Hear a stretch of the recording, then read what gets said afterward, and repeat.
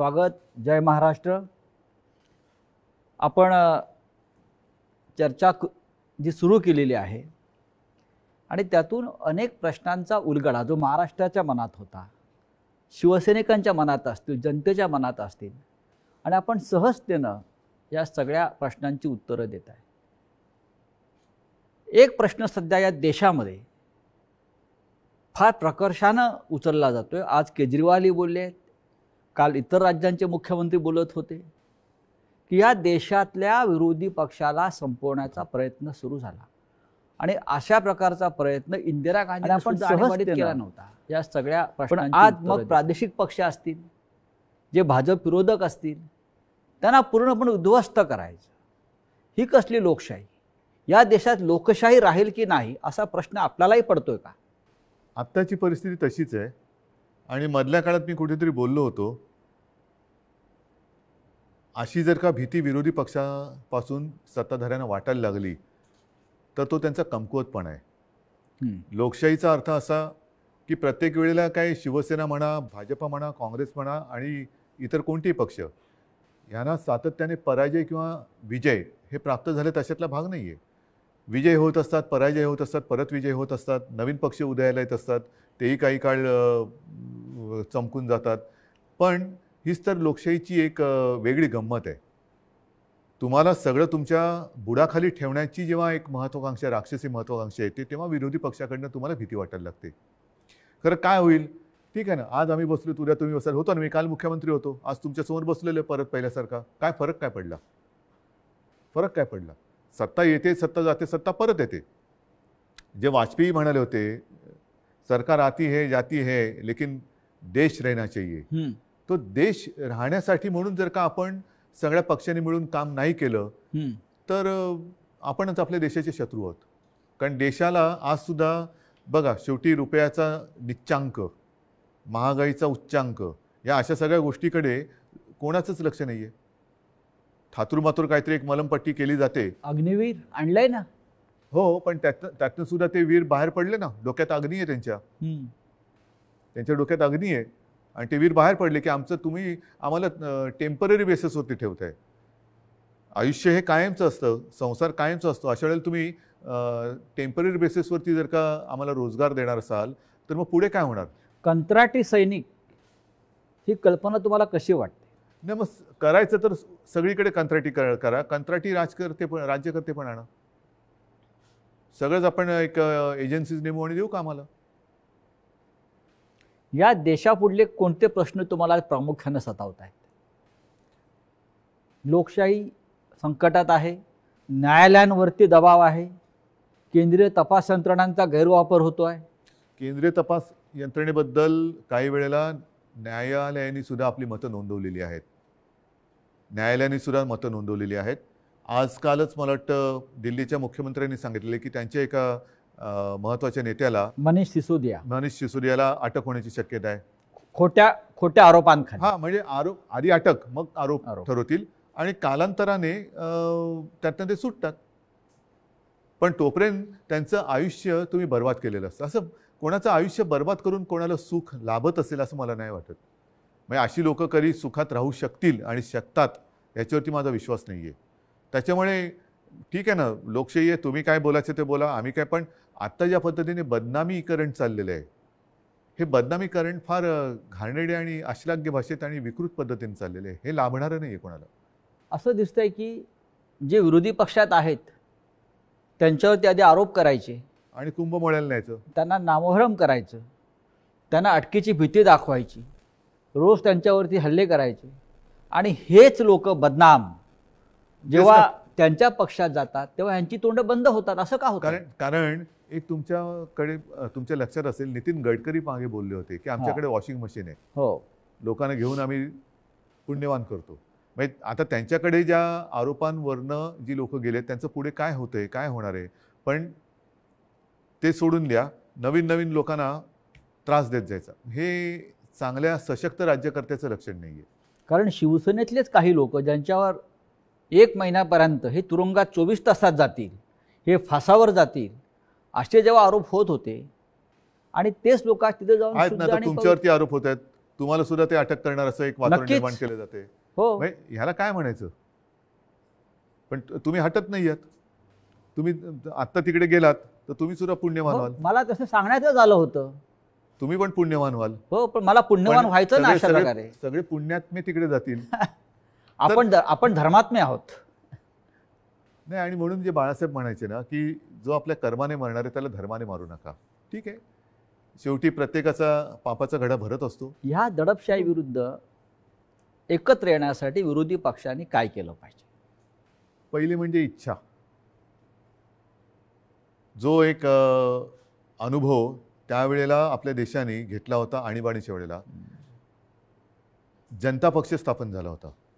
आणि जनता पक्षाच्या वेळेला, जनता तुम्ही म्हणता ना काय करते, जनता पक्षाच्या वेळेला तेव्हा आपण लहान होतो. हो, एक 75चं 77 वगैरे त्या काळातलं होतं ते.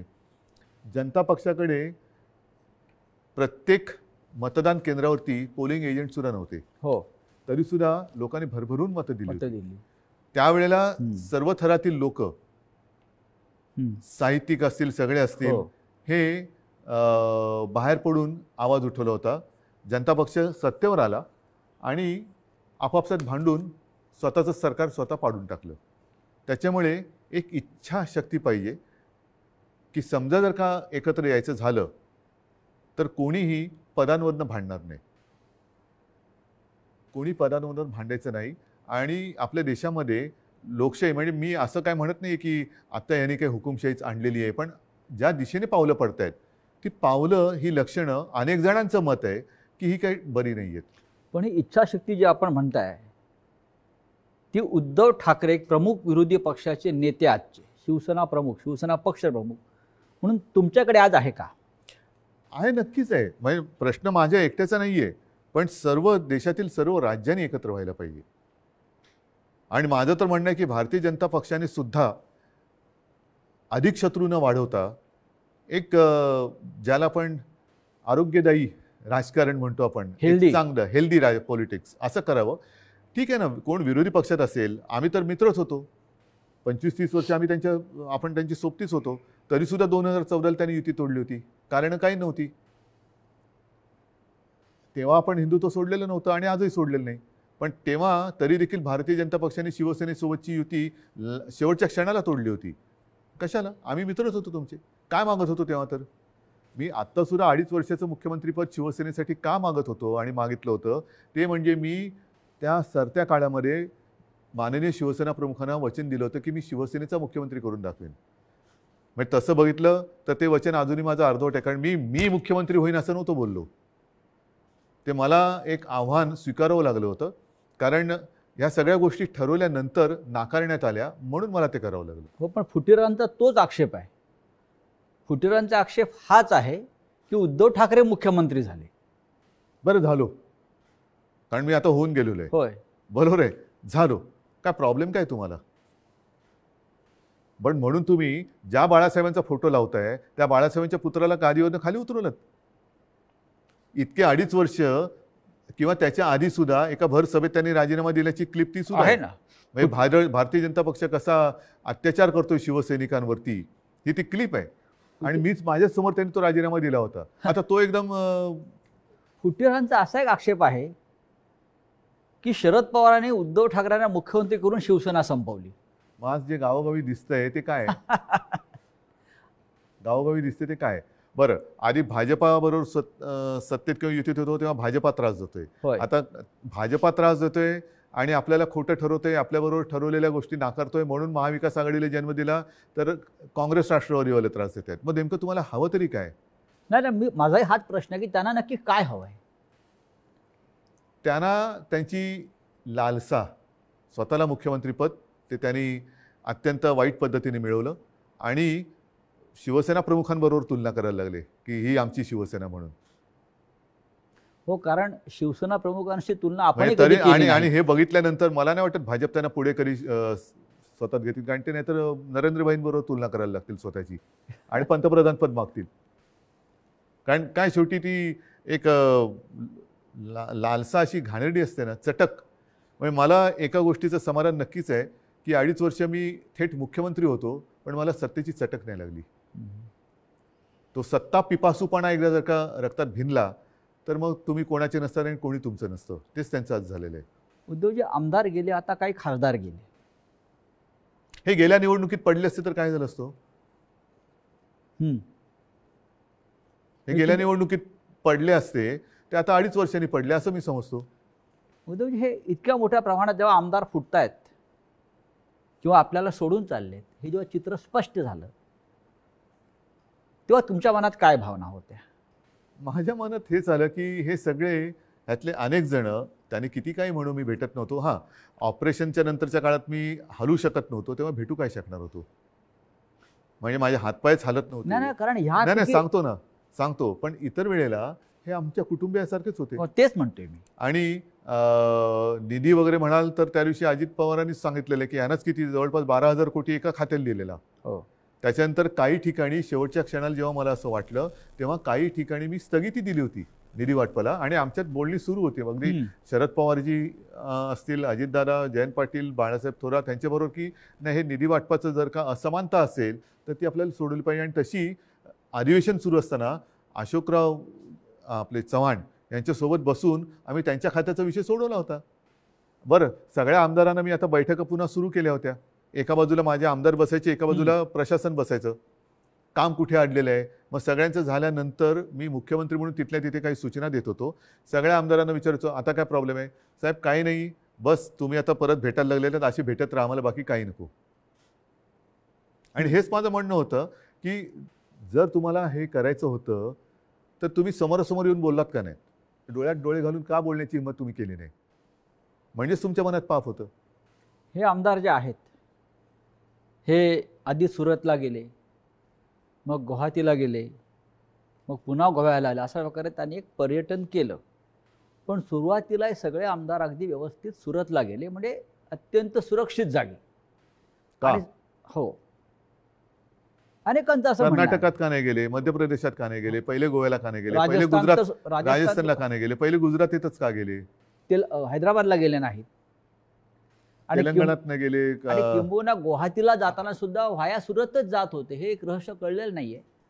रहस्यामध्येच उत्तर आहे ना. हो, पण असं एक लोकांच्या मनात किंवा एक प्रश्न विचारला गेला की जर स्वतः उद्धव ठाकरे उठून सुरतला गेले असते कशासाठी, तर चित्र बदललं असतं का? कशासाठी? माझ्या मनात काही पाप नव्हतं. मी तुम्हाला बोलवत होतो की माझ्याकडे येऊन बसा, बोला. समजा राष्ट्रवादी तुम्हाला त्रास देते, मी त्याने या शब्दात सांगितलं होतं की पहिले 2-3 गोष्टी होत्या.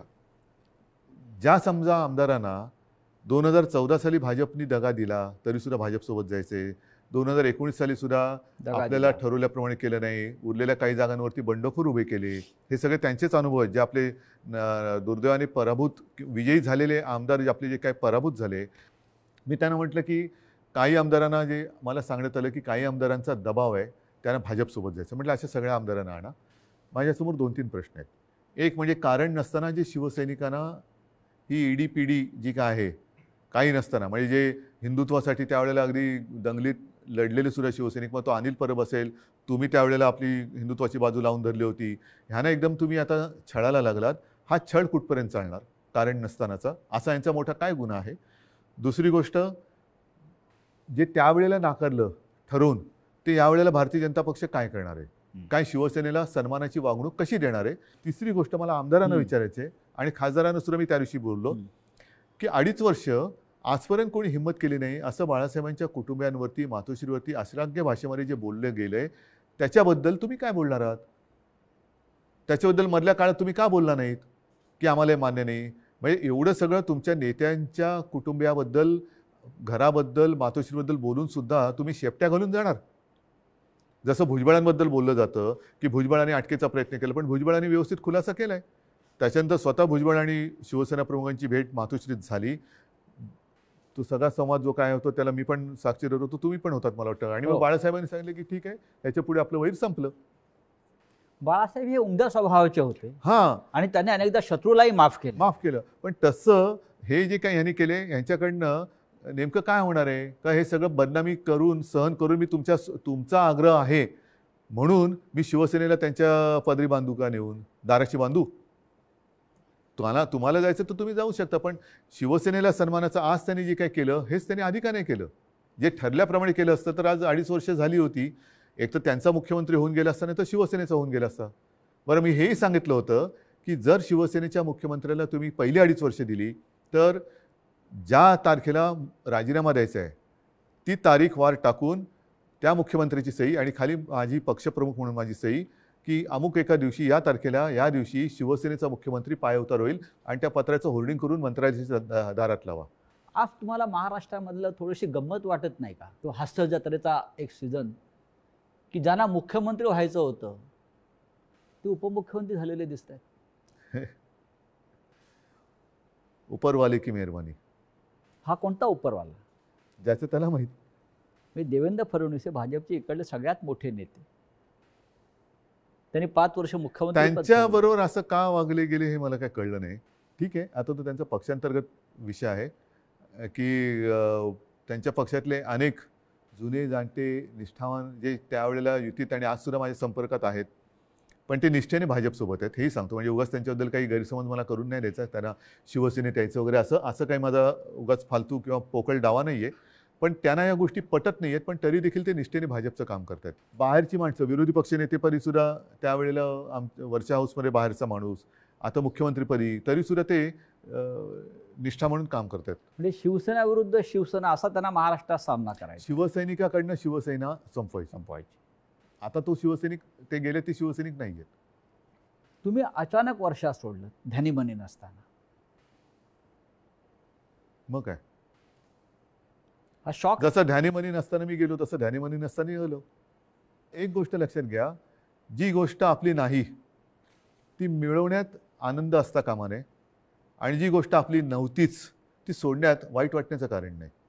पण आपण जी माणसं आपली नव्हती ती सोडून गेली त्याच्यात वाईट वाटण्याचं कारण नाही, असंच मी म्हणेन. आम्ही त्यांना मानत होतो आपलं. आपण जेव्हा मुख्यमंत्री पदावरून पाय उतार झाला, म्हणजे दूरदर्शनवरून लाईव्ह आपण सांगितलं की मी वर्षाही सोडतोय, मी मुख्यमंत्रीपदी सोडतोय, आणि आपण जेव्हा निघालात तेव्हा महाराष्ट्राच्या डोळ्यात अश्रू होते.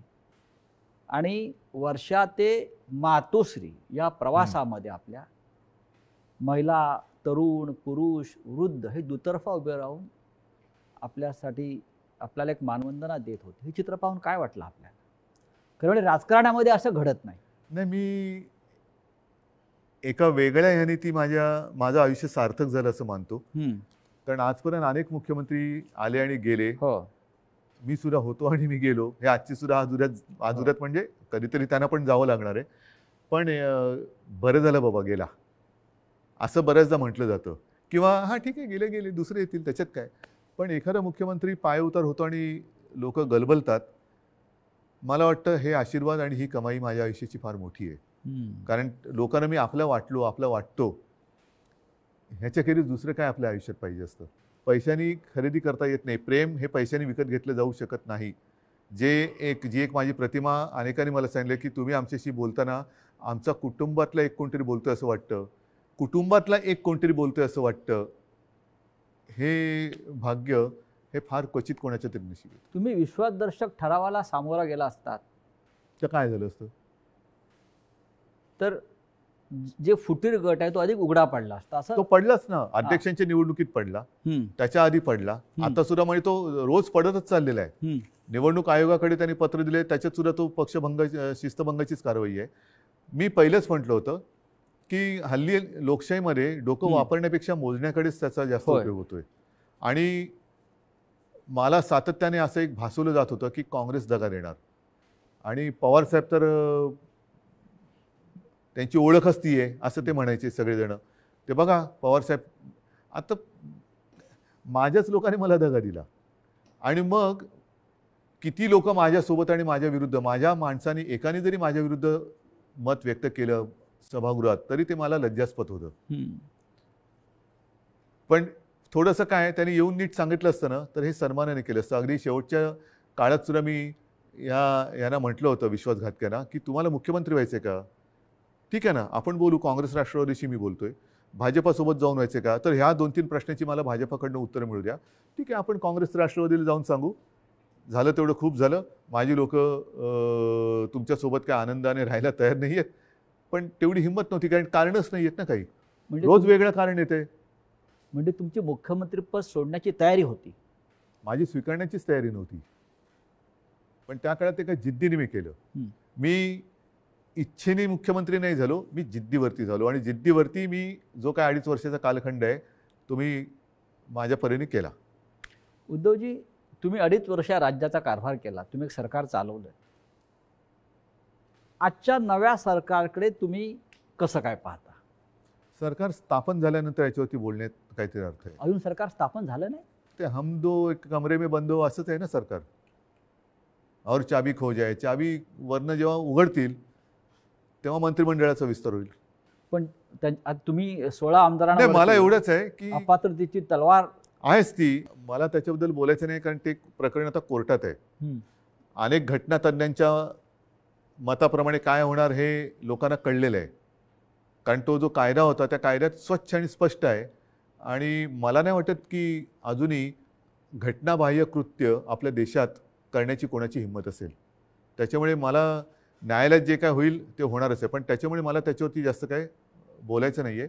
मात्र एक सांगतो की आत्ताचे जे काय ते पूर्वी देवानंदचा पिक्चर होता हम दोनो, असे काय काय दोनोवरनं बरंच काय एक दुजे केली आहे, नाही ते खूप काय काय आहेत. पण त्यांनी जी निर्णयाला स्थगिती देण्याची एक घाई केलेली आहे, आणि काय काय निर्णय जसं आरे कारशेड. माझं पुन्हा पुन्हा एकच म्हणणं आहे की माझ्यावरचा राग तुम्ही मुंबईवरती काढू नका. मुंबईचं पर्यावरणाला घात होईल असं काही करू नका. तिकडे झाडांची कत्तल केल्यानंतर सुद्धा बिबळ्यांचा वावर आहे, आणि एक मध्ये तो रिपोर्ट जो माझ्या घरी टेबलवरती पडलेला आहे, तिथे आज सुद्धा वन्यजीव आहेत. तुम्ही तिथे सोडून जिकडे ओसाड जागा आहे कांजूरची, ही ओसाड आहे जागा, त्या ओसाड जागी जर का ते केलं तर हीच मेट्रो आपल्याला अधिक लोकसंख्येसाठी वापरता येईल. आज ना उद्या ह्याला पुन्हा कांजूरला हात घालावा लागणारच आहे. आणि आत्तासुद्धा पुन्हा एकदा सांगतो, आरे येथे कारशेड करताना जे एक प्रतिज्ञापत्र कोर्टात दिले की एवढी जागा आम्ही वापरणार नाही, ती जागासुद्धा ह्यांना वापरावीच लागणार आहे जिथे आज झाडं आहेत. तर केवळ तुमच्या हट्टापायी कृपा करा, मुंबईचा घात करू नका. कारण मग मला असं म्हणावं लागेल की हे मुंबईच्या बाहेरचे असल्यामुळे यांना मुंबईबद्दल प्रेम नाही की काय. महाराष्ट्र हा माझा आहे, महाराष्ट्र आपला आहे, मुख्यमंत्री महाराष्ट्राचा असतो, तो केवळ मुंबई, ठाणे किंवा नागपूरचा नसतो. मी मुख्यमंत्री असताना एक गोष्टीबद्दल मला नक्की समाधान आहे की जिथे जिथे शक्य आहे तिथे तिथे मी वन वाढवलेलं आहे. अगदी मुंबईत सुद्धा 800 एकर जंगल मी घोषित केलेलं आहे. अनेक रिझर्व्ह फॉरेस्ट मी घोषित केलेले, आणखीन काही येत्या काही काळात व्हायचे होते. तर शेवटी पर्यावरण हे महत्त्वाचं आहे, कारण पर्यावरण संपलं तर मग आपल्याला ऑक्सिजन. आपण आता एक फार महत्त्वाचा मुद्दा मांडला की मुंबईचा घात करू नका. पण या सगळ्या अलीकडच्या राजकारणामागे 1 महिन्यातल्या मुंबईचाच घात करण्याची योजना आपल्याला दिसते आहे का? शिवसेनेचा जो पगडा मुंबईवर आहे, एक मराठी माणूस आहे, तो ठसा पुसायचा आहे. तर घात हा इथे होऊ शकतो का? नक्कीच ते त्यांचं जुनं स्वप्न आहे. आणि मी मागे म्हटलं होतं की जसा रावणाचा जीव हा बेंबीत, तसा ह्या राज्यकर्त्यांचा जीव मुंबईत. असा हा प्रकार विचित्र आहे. दिल्ली मिळाली तरी मुंबई पाहिजे. आता खरं म्हटलं तर त्यावेळेला जी युती झाली होती ते शिवसेना प्रमुखांचं एक वाक्य आहे, तुम्ही देश सांभाळा, मी महाराष्ट्र सांभाळतो. पण तुम्ही देशात तर आम्हाला पसरू देतच नाहीत, आणि तशी आपली काय दिल्ली लाल किल्ल्यावरती जाऊन भाषण करण्याची वगैरे काय आपली इच्छा नाही. पण निदान महाराष्ट्रामध्ये आणि मुंबईमध्ये सुद्धा तुम्ही आम्हाला जागा देणार नसाल तर मग युतीतला अर्थ काय? मुंबईचं भविष्य काय या वातावरणात? मराठी माणूस नाही, मुंबईमध्ये मुंबईकर सुद्धा, कारण उद्याच्या महानगरपालिकेच्या निवडणुका ज्या कोणत्या क्षणी जाहीर होतील त्या झाल्या पाहिजेत. मी तर म्हणेन मुंबई, आणि आज जो मुंबईवर भगवा फडकलेला आहे मराठी माणसाचा, त्याच्याविषयी शंका निर्माण करण्यात आलेल्या आहेत की शिवसेनेचा पराभव आम्ही करू. तो सोडा, अशा अनेकांनी म्हटलं होतं की या निवडणुकीनंतर शिवसेना राहणार नाही वगैरे, सगळे झालेले आतापर्यंत. पण मुंबईमध्ये आता मुंबईकर म्हणून सगळे एकत्र झालेत. जो ह्यांनी त्यावेळेला हिंदुत्वमध्ये फोडाफोडी करण्याचा प्रयत्न केला होता, अमराठी, ते सुद्धा आता मला येऊन भेटतायत. मराठी माणसांमध्ये ही फूट पडण्याचा हा प्रयत्न त्यांनी केला होता, आज सुद्धा करतायत. ती मराठी माणसं एकवटलेली आहेत. तमाम मुंबईकर आज निवडणुकांची वाट बघतोय, आणि माझं मत आहे लवकरात लवकर निवडणुका घ्याव्यात. केवळ मुंबईच्या नाहीत, राज्याच्या विधानसभेच्या घ्याव्यात. शिवसेनेचा मुख्यमंत्री परत होईल का नाही होणार? आणि तो जर करायचा नसेल तर मग माझ्या लढाईला काय अर्थ आहे? माझं जे शिवसेना प्रमुखांना वचन आहे ते आजही कायम आहे. शिवसेनेचा मुख्यमंत्री, मी तर शिवसेनेचाच आहे, मी हम्म. पक्षप्रमुख आहे, होय. पण माझा हेतू तो नव्हता. मी मुख्यमंत्री होईन नाही मी बोललो. आणि वचन पूर्ण केल्यानंतर सुद्धा मी काय दुकान बंद करून बसेन? शिवसेना मला वाढवायची आहे आणि ती जर का वाढवण्याचा प्रयत्न मी सोडणार असेल तर मग मी कशाला पक्षप्रमुख होईन? आज राज्यातलं वातावरण काय म्हणतंय? राज्यातलं वातावरण आज ढवळून निघतंय.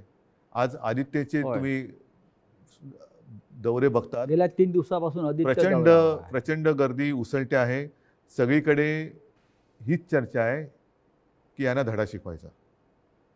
आपण कधी बाहेर पडताय? मी साधारणतः ऑगस्टमध्ये बाहेर पडणार. ह्याचं कारण असं की गेल्या आठवड्यामध्ये मी एक जिल्हा प्रमुखांना काही सूचना दिलेल्या आहेत. हम्म. जास्तीत जास्त सदस्य नोंदणी, त्याच्यानंतर सक्रिय कार्यकर्त्यांची नोंदणी ही मोठ्या प्रमाणावरती आता चालू आहे. त्याच्यामध्ये आता जसं आदित्य फिरतोय, ठीक आहे, आदित्य तर एक एक टप्प्याने जातोय, पण जेव्हा राज्यामध्ये मी फिरायला लागेन तेव्हा सगळे नेते माझ्यासोबत फिरतील. मग अख्खं राज्याचा जो काही दौरा होईल त्याच्यामध्ये ह्या लोकांना त्या दौऱ्यात येण्यासाठी ही कामं सोडावी लागतील.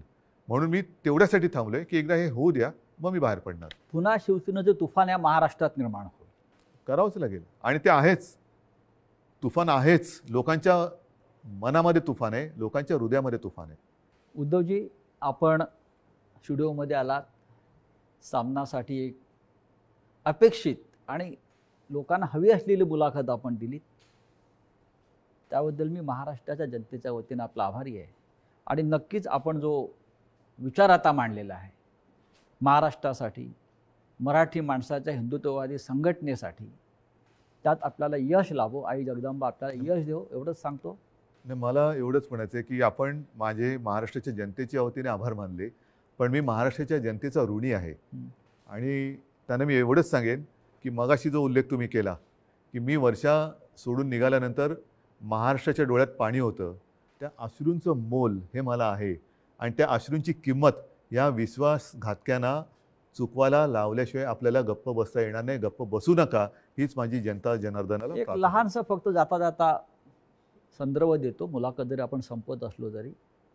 हे जे फुटीर लोक आहेत त्याने आपल्याला अशी विनंती केलेली आहे की आम्हाला गद्दार म्हणू नका.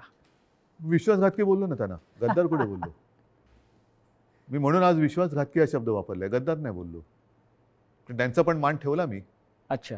म्हणून त्यांना विश्वासघातकी बोललो, गद्दार नाही बोललो. धन्यवाद. जय महाराष्ट्र. जय महाराष्ट्र. जय हिंद. जय महाराष्ट्र. जय हिंद. जय महाराष्ट्र.